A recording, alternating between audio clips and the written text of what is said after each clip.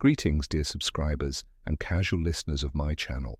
Have you ever thought about whether the Dursleys were truly evil, or if the movies simply made them look that way? What if the truth about them was much more complicated and they weren't the heartless monsters we've been led to believe? In today's video, you will find out what the films didn't show us about the Dursleys and why their story might deserve a second look. Throughout the Harry Potter series, few characters were as despised as the Dursleys. The ordinary Muggle family that raised Harry was portrayed as cruel, petty, and even abusive. Thanks to the movies, they stood alongside villains like Dolores Umbridge and Draco Malfoy, despite committing far fewer actual crimes. I won't say they were perfect, but maybe they weren't as bad as we thought. It's time to set the record straight and uncover their real story, the one that was mostly left out of the films. So grab your favourite Muggle tea and let's dive in. The Dursleys before Harry Potter. Petunia Dursley was the older sister of Lily Potter, Harry's mother. As children, they were close, but everything changed when Lily was revealed to be a witch and accepted into Hogwarts. Petunia dreamed of joining her sister in the magical world, even writing to Dumbledore begging for a chance to study magic. But she was a Muggle, and her wish was impossible. Over time, jealousy turned into resentment. She distanced herself from magic, left her childhood home, and married a man who shared her views. Vernon Dursley was an average Muggle, practical, ambitious, and deeply concerned with order and normalcy. He didn't just dislike magic, he feared and distrusted it. But he and Petunia still had to maintain some contact with Harry's parents. After all, they were family. At one fateful dinner, James Potter mocked Vernon for his mundane lifestyle, embarrassing him deeply. From that moment on, Vernon held a grudge, and unfortunately, he directed much of that resentment at Harry, who reminded him too much of his father. Their son, Dudley Dursley, grew up spoiled and entitled.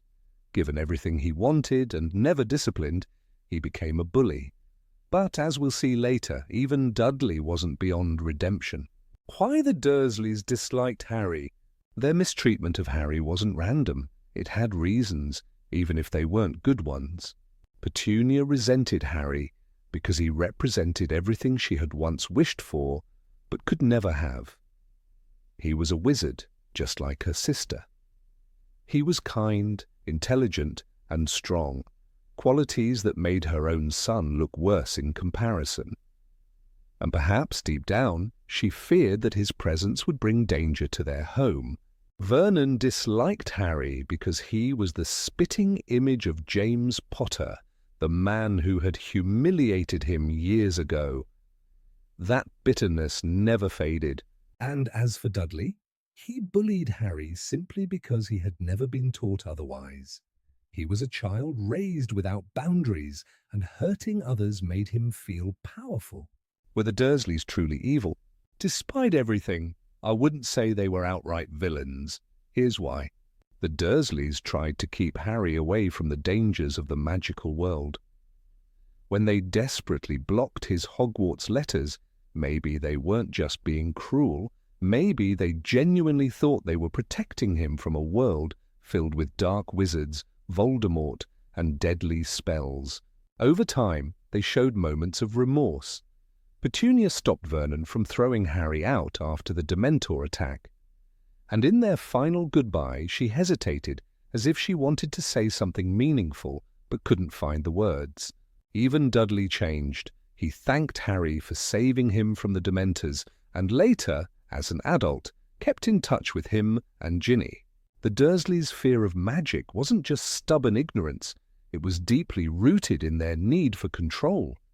For Vernon, the world was black and white, structured, predictable, safe. Magic threatened that order.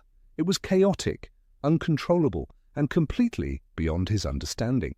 Petunia, on the other hand, had spent her childhood longing for magic, only to be rejected by it. Instead of facing that pain, she buried it. She convinced herself that magic was unnatural, that wizards were freaks, and that her life without it was better. But deep down, was she trying to convince herself or everyone else? Harry became the living reminder of everything she had lost. Every time she looked at him, she saw Lily. She saw the childhood dream that had slipped through her fingers, and that resentment, however unfair, was easier to direct at Harry than at herself. It was easier to make him small, to make him feel unwanted, than to face the truth. But despite their cruelty, they never abandoned him completely. They didn't have to take him in. They could have left him at an orphanage. Instead, they kept him, fed him, clothed him, and, though barely, allowed him to grow up in their home. Why? Maybe it was because Dumbledore had told them they had no choice. Maybe it was because Petunia still felt a small, lingering attachment to her sister. Or maybe, in their own twisted way, they thought they were doing the right thing. Vernon tried to shape Harry into what he considered normal. He wanted to stamp out the wizard in him, make him dull, predictable, just like everyone else. When that failed, when the magic refused to be suppressed, he turned to hostility. If he couldn't control Harry, he could at least make sure the boy knew his place. Dudley followed his parents' lead. He was never taught kindness or empathy. He learned that being bigger, louder, and meaner got him what he wanted.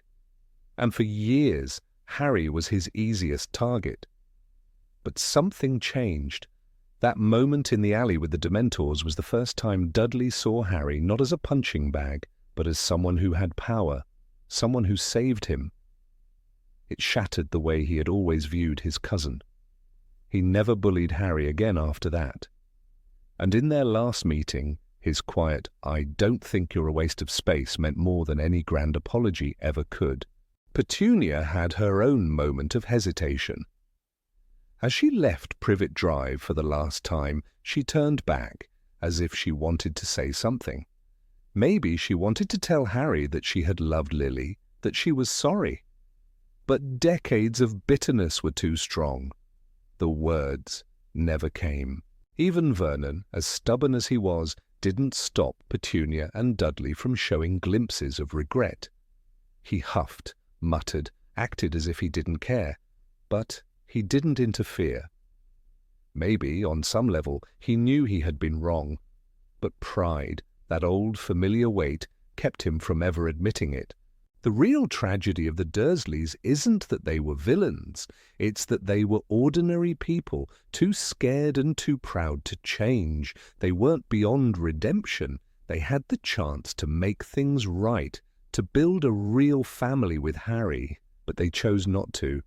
And by the time they realized their mistake, it was too late. After the war, Harry didn't seek revenge on them. He didn't hate them. He had seen real evil, real darkness, and the Dursleys, flawed as they were, didn't compare. He moved on. He built a life filled with love, something they had never been able to give him.